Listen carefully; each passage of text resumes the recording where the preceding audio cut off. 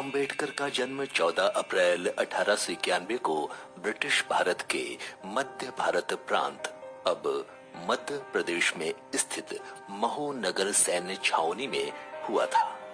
वे रामजी मालोजी सकपाल और भीमाबाई के संतान थे।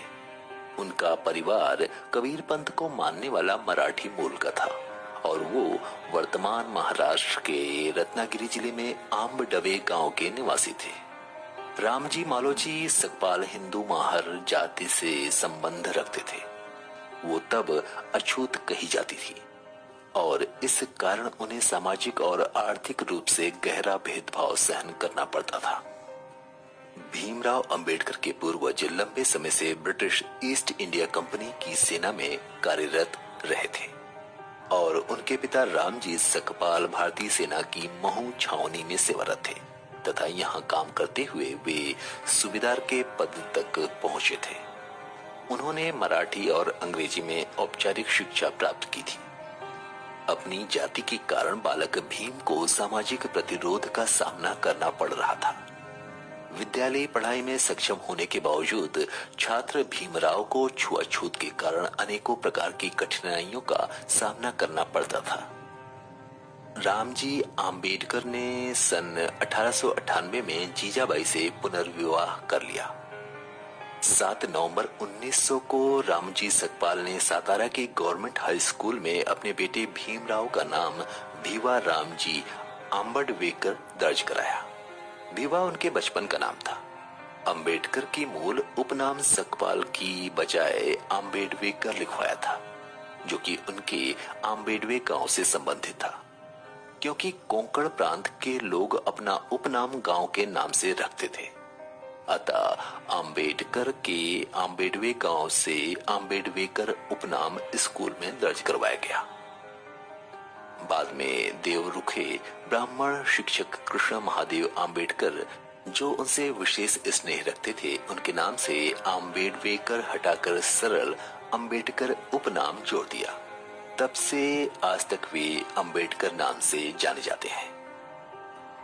रामजी सकपाल परिवार के साथ मुंबई चले आए। अप्रैल 1906 में जब भीमराव लगभग 15 वर्ष आयु के थे तो 9 साल की लड़की रमाबाई से उनकी शादी करवाई गई थी। तब वे 5वीं अंग्रेजी कक्षा में पढ़ रहे थे। उन दिनों भारत में बाल विवाह का प्रचलन था। प्राथमिक शिक्षा अंबेडकर ने सातारा शहर के राजावाड़ा चौक पर स्थित गवर्नमेंट हाई स्कूल, अब प्रताप सिंह हाई स्कूल में 7 नवंबर 1900 को अंग्रेजी की पहली कक्षा में प्रवेश लिया। इसी दिन से उनके शैक्षिक जीवन का आरंभ हुआ था। इसलिए 7 नवंबर को महाराष्ट्र में विद्यार्थी दिवस के रूप में मनाया जाता है।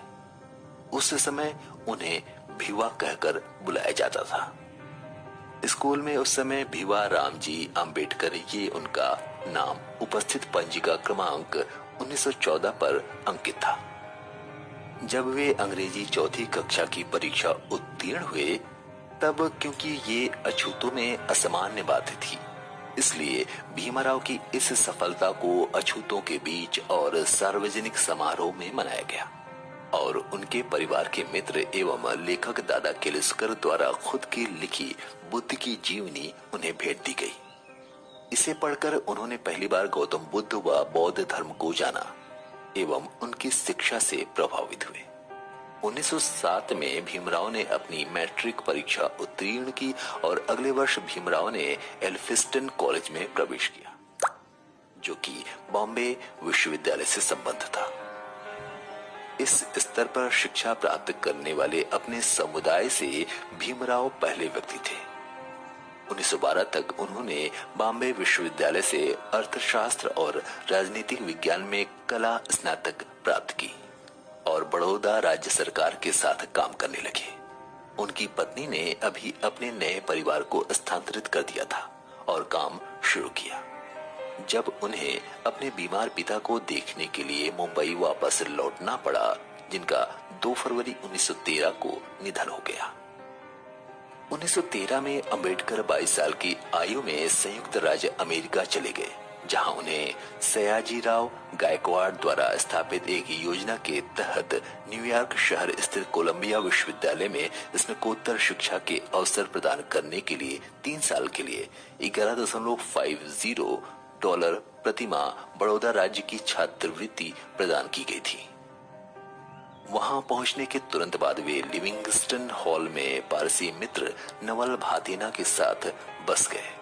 जून 1915 में उन्होंने अपनी कला स्नातकोत्तर परीक्षा पास की, जिसमें अर्थशास्त्र प्रमुख विषय और समाज शास्त्र, इतिहास, दर्शन शास्त्र और मानव विज्ञान ये अन्य विषय थे। उन्होंने स्नातकोत्तर के लिए एंशिएंट इंडियन कॉमर्स विषय पर शोध कार्य प्रस्तुत किया। अंबेडकर, जॉन डेवी और लोकतंत्र पर उनके काम से प्रभावित थे। 1916 में उन्होंने अपना शोध कार्य national dividend of India a historic and analytical study के लिए दूसरी कला स्नातकोत्तर प्रदान की गई और अंततः उन्होंने लंदन की राह ली। 1916 में अपने तीसरे शोध कार्य evaluation of provincial finance of British India के लिए अर्थशास्त्र में पीएचडी प्राप्त की। अपने शोध कार्य को प्रकाशित करने के बाद 1927 में अधिकृत रूप से पीएचडी प्रदान की गई। 9 मई को उन्होंने मानव विज्ञानी अलेक्जेंडर गोल्डनवाइजर द्वारा आयोजित एक सेमिनार में भारत में जातियां, उनकी प्रणाली, उत्पत्ति और विकासात्मक एक शोध पत्र प्रस्तुत किया, जो उनका पहला प्रकाशित पत्र था।